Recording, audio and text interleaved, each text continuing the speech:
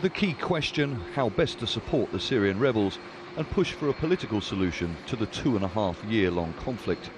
A conflict which has killed nearly 100,000 people and forced millions from their homes.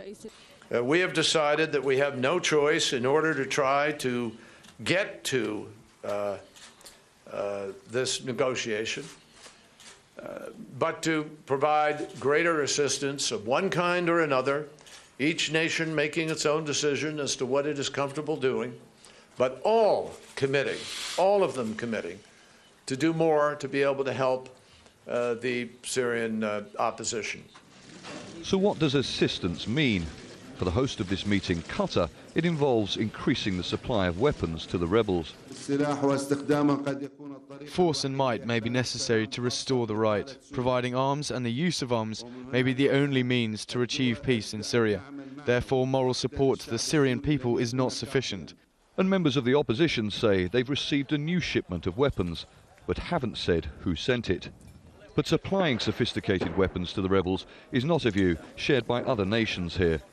Germany and Italy have expressed serious concerns about ensuring the weapons don't fall into the hands of al-Qaeda-affiliated groups.